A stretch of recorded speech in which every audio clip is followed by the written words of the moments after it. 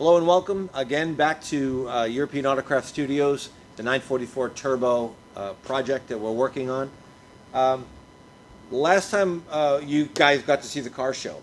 We're going to put a clip in here on the Bugatti. I had mentioned last time to take a look and see who's driving that car. I have a feeling that it's Supercar Blondie, or Blondie Supercar Blondie driving that car. I'm not sure, but we were able to slow it down and take that one frame we could see in the car. We're going to try to get that and put that on this video so you get to see it. But back to what we're doing here. I did get another control head since the other one didn't work. Now I get to show you how the climate control system works with the recirc doors, the heater control valve, and the AC compressor clutch. Now I know when you see all this wiring, it looks kind of overwhelming.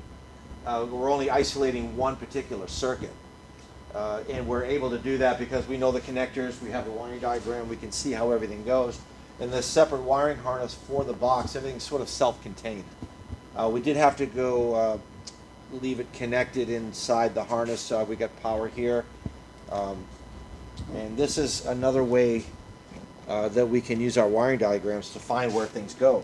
This is the power wire for the blower motor, and then the control switch grounds it through the resistor block. So to find this where this power source goes to, I had to come to the wiring diagram. So here at the blower motor, which is, where's the blower motor?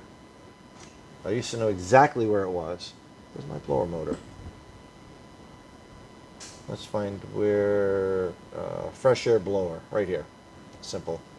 So here's our blower motor. Our ground wire comes in off the switch assembly, and then we follow this down. This is our black and red. It goes all the way down. It goes to J23 in the our central electric panel.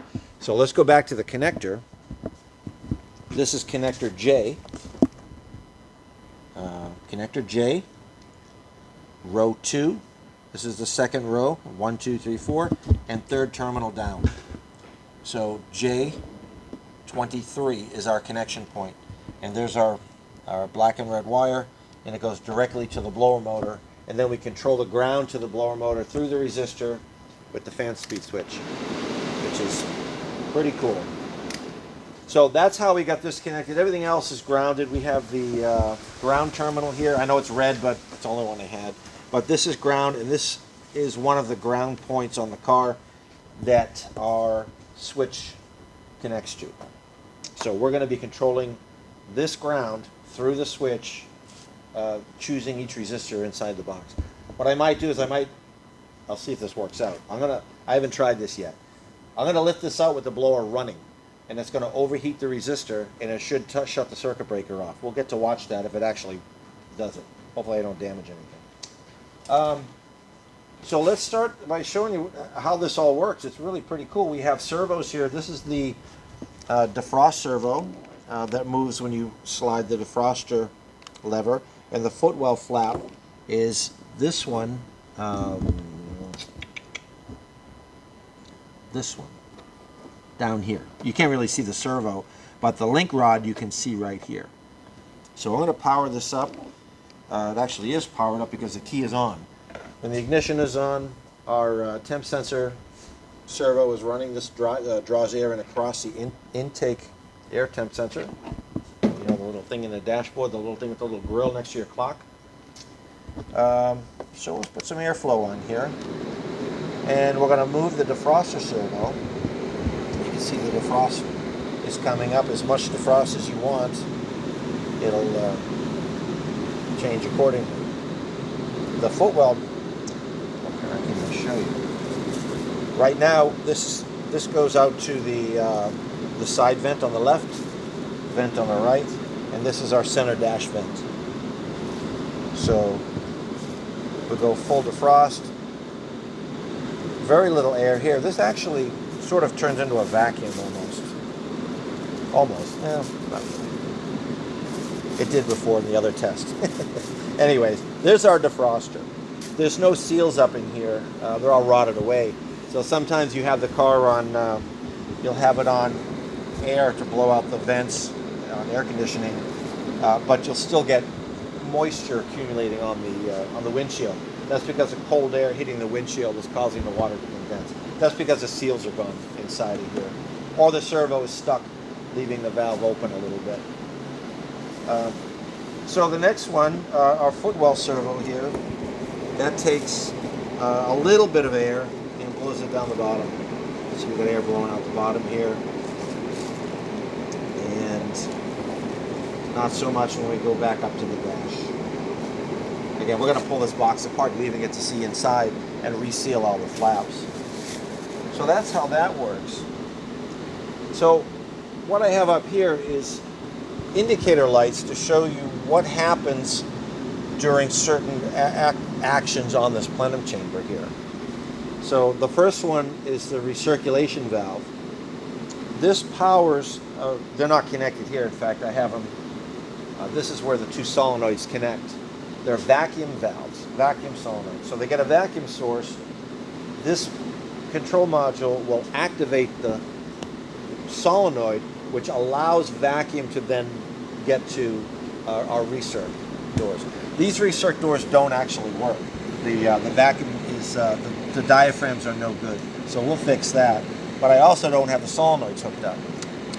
But if you look inside here, you can see that it's on fresh air right now. So air is being drawn in through the outside.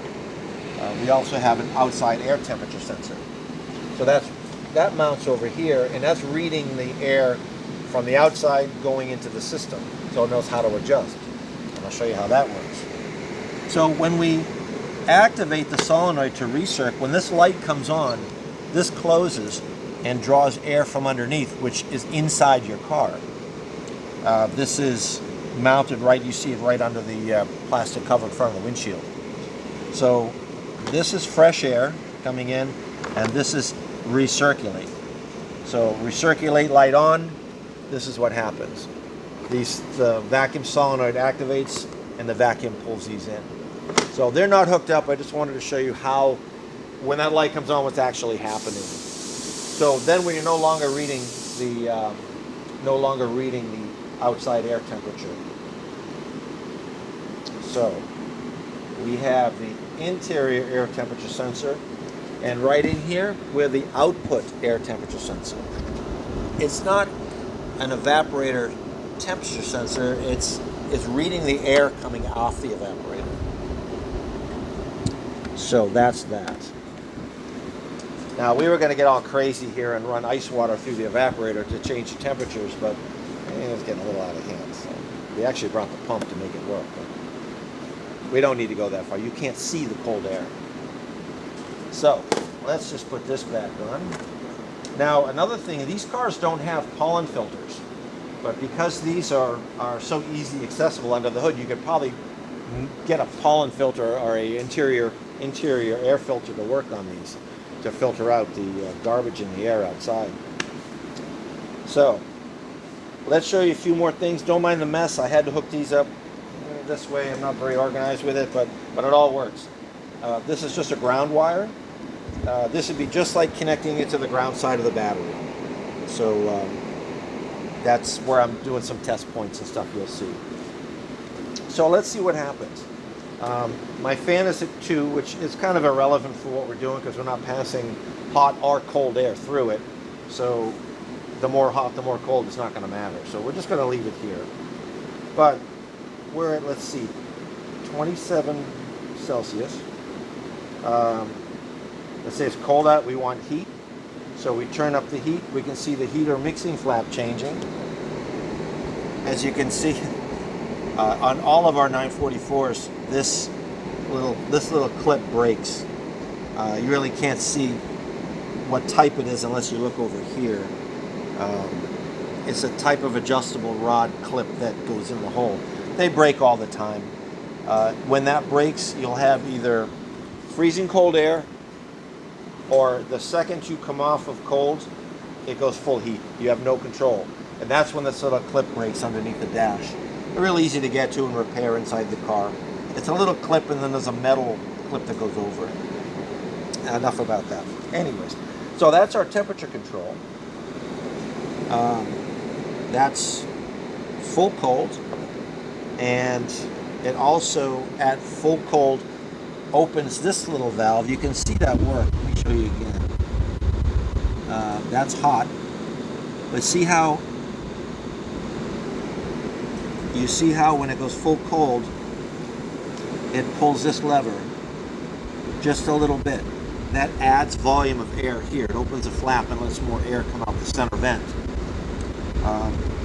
Also, at the full cold position, our heater valve turns off. It closes. So no more hot water can come into the heater core. So the heater core will cool down, and then you get even more cool air. But notice I don't have the compressor on yet. If I am at full cold, no compressor, we're taking in outside air, and everything's fine. So now we want to add really cold. We want to add the compressor. So our compressor comes on, the AC clutch, and it also activates the recirc. So now we're pulling in air from inside the car, and that's going to cool down the car really, really fast. Because instead of all this warm air coming in from outside, we are sucking the air from the bottom. So now we have full cold, compressor on. So we have the compressor on. The water valve now is receiving vacuum, which turns off. These systems are designed to default to defrost, warm air to the windshield. Pretty much all cars are like that now, but even back then, this is from '86, the default failure, if this thing fails, everything goes to the windshield, and that's so you can see while you drive. That's why it needs power to turn off. So we powered the solenoid, it sends vacuum to the control valve and shuts off the hot water to the heater core. And it also adds recirc. So that's full cold. So now it's getting really cold inside the car. I'm going to turn my temperature up a little bit. Let's say a little more than a little bit. You can see our temperature door changes. Now we're calling for warmer temperature, 27 Celsius. So to get that warm air, we have to add hot water. So our heater control valve gets deactivated, which opens. Now we have hot water coming in to help get us to this temperature, as well as outside air. But there's a truck in front of me. It's a diesel truck, kind of stinky. I don't want to smell that. I hit the recirc button, and now our recirc light is on, and our door will now close outside and pull in air from inside the car. So no matter what, you have recirc control. But in every instance, when you call for full cold, you will always get recirc, because that's how you get the car the coldest. So that's how that works. So let's go back a little bit here. It's going to take a minute, but it's going to change the state. In a minute. There it is. Okay. So now it's measuring the temperature sensors and saying we don't need any more, I should say it's saying we do need some hot water and inside air, because we no longer have recirculating. So what happens if we heat the air coming inside the car? The heat gun. So now the air coming inside the car is getting a little warmer because I have a heat gun on it.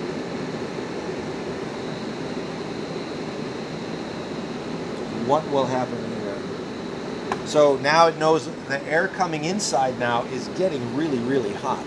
So it shuts off the outside air, turns on our recirculation, so now we're pulling air from the inside, and it turns off the hot water because the air coming in is now too hot,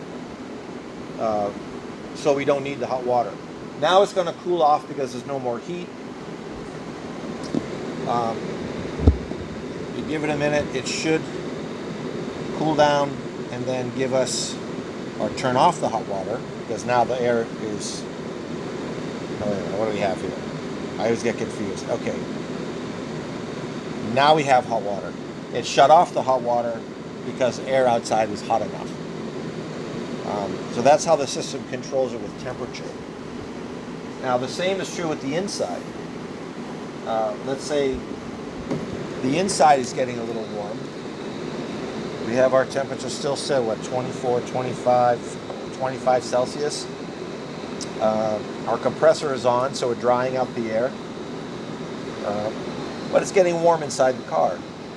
Immediately, recirc is active to help cool the car because we're asking for cold air. And the hot water valve gets turned off because it's too hot inside the car. So this all happens automatically, but this acts a little quicker now because it's actually actively drawing air over the sensor. So once the sensor cools down, we're going to change over back to warm water, hot water coming in, and back to outside air. And all this happens without you realizing it, unless you can hear the things moving. You'll hear the airflow change between the outside air in here. This should be cooling off. I heated it up pretty good with the heat gun. So that will change here shortly. It might be right on the cusp too, where it's okay there. If we want it a little bit warmer or a little cooler, you can see how things change.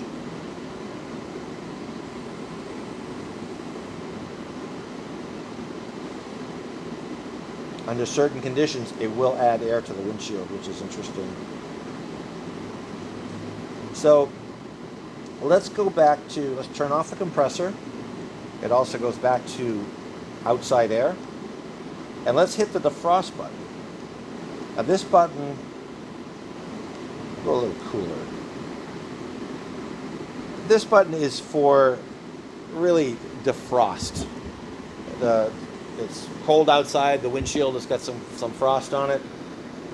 Without touching anything else, if you hit the defrost button, if it'll stay in. We know the problems with these, sometimes they don't want to stay in. I'll hold it.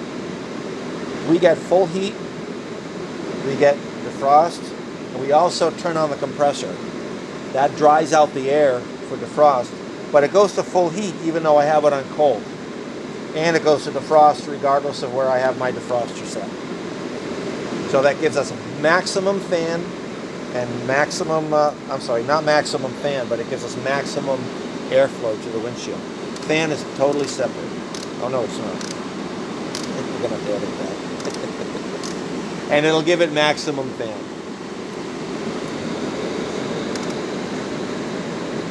Now it sticks. Now it won't shut off. So even though I got this control head off of eBay, it still needs a little bit of work. Come on. But these switches are replaceable is what I'll do with this.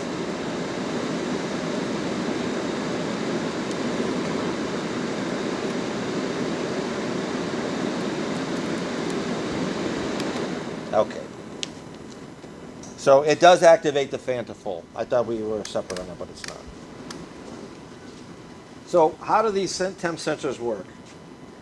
These temp sensors are called negative temperature coefficient. So the hotter they get, the lower the resistance. So let's take a look at this one. All the temp sensors work the same. When they get hot, the resistance goes down. When the resistance goes down, it draws the voltage down, the supply voltage down. So let's see, I measured these before. They're about, oh look, when you open the temp sensor, it thinks you're really, really hot. So let me plug this in. You know, it's just more electrical stuff, but it's kind of fun. I'd rather be doing this. All right, we're on DC voltage. Let me see which one it is. That's a ground. That's the voltage for the fan, for the actual electric motor. And there's our signal voltage. That's 6.2 volts. So this has to be really, really cold to get back up to 6.2 volts. Let me see if I can explain this a little bit. This is our signal wire. This is 12 volts. We have a resistor in here that is going to bring this wire now it's going to be at, what do we have, 6.2 volts, 6.3 volts, let's say 6.2 volts. So our signal wire now is showing 6.2 volts. I have a temperature sensor that has a variable resistance. So we come down here and we have this, which is, I forget the symbol for temperature, but this is temperature controlled, and this is ground. So now this 6.2 volts is going to vary. The lower the resistance this gets, the lower the voltage. And I can show you that. And there's a lot of math involved, Ohm's law and stuff, that I am not really prepared to teach because I really can't. I'm just trying to explain a little bit how I know it works. I know enough to be dangerous. I mean, it's obvious this is dangerous stuff. This is crazy. So let's go back to ohms. And this is our temp sensor right up on the top here.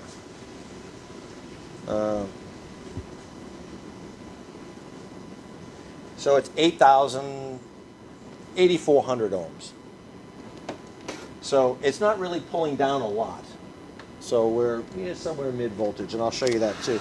So we're just going to warm up the sensor a little bit, and you can see the resistance go down. They all do it. Every one of these sensors, when they get hot, they go down. So just change ranges, but that's okay. And now it's going back up because we're cooling it down. So that translates to a voltage change, which I can show you. And all this is going on behind the scenes, all behind the scenes. It's really cool stuff. You can see the thing is still active when I'm playing around here. So let's see what our voltage is, and we'll watch the voltage change.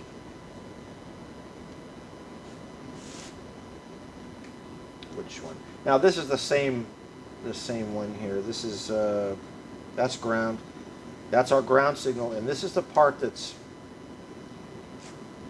actually pulling it down. Which one? I just not have a good connection here. I didn't have a good connection. Okay, so this temp sensor now is pulling the 6.2 volts down because it's going to ground over here. So when it gets warm, the resistance is going to go down even more, and it's going to pull the voltage down with it. So the interior of the car is getting hot. So all these sensors work in that fashion. When you see that, it's just changing ranges. But that's how the temp sensors work. Pretty cool stuff. So what else do we have here? I covered that. If you look over here, you'll see that. You can see the type of link that connects this rod to the servo. And that can, that's how we can adjust the door within that rod. It just snaps in. You can snap it in several positions because it's threaded. That's what belongs over here. But since they all break, that's I had to put that in there temporarily. But I'll get the correct ones for it. We're going to pull this box apart. Maybe not in the next video or so, but we will get it apart before it goes back in the car. We'll reseal everything and clean it. It's filthy. So let's take a look at this blower resistor and see if I can make it go into safety mode. So with the blower resistors running, they get very hot. That's why they put them in the airflow stream of the blower motor so they can keep them cool. But if your blower motor jams, or if the blower motor jams, I think it's the only way that you could overheat these resistors is if you physically held the blower motor, but everything still had power. But let's say we have no airflow. You can look inside there, and I don't know if it'll do it, but the resistor is going to get really hot. I can smell it. It's getting hot. But will the circuit breaker open? There might be enough air out here where it can stay cool enough. No, I think we have enough airflow in the shop where it's not going to get too hot. But that's why these are here, is it senses the heat from the resistor and will open circuit. I just wanted to see if it would do that. I didn't try it. I guess we're cool enough in the shop. But in the case that these overheat, it will open circuit the terminal under here, and when it cools off, it'll go back again, and this will cycle back and forth until it either breaks, which they do, or the system is restored. Oh, this goes this way.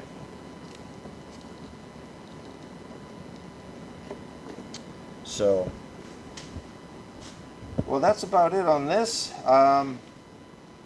The system, it works great. It's a nice system. These work. These work flawlessly until a control head goes bad. So I'm going to take the other control head apart and see if we can fix it. There's a guy, a person on the internet that I don't remember where it was, but he did a whole write-up on how to repair these and what the pinouts are, the voltages, because Porsche doesn't have any of that. They're not going to tell you that. So we might have a good test procedure. We can fix one up, and I'll show you what we did to fix it, if I can fix it. I may not be able to, but I'll give it a shot. Yeah, I thought this would be pretty interesting to show. I hope I didn't miss anything. As far as the wiring goes, pretty straightforward. We discussed all of this stuff in the wiring diagrams. So don't be intimidated if you want to try something like this. If your car's apart, you want to test some things, it's not that difficult to do.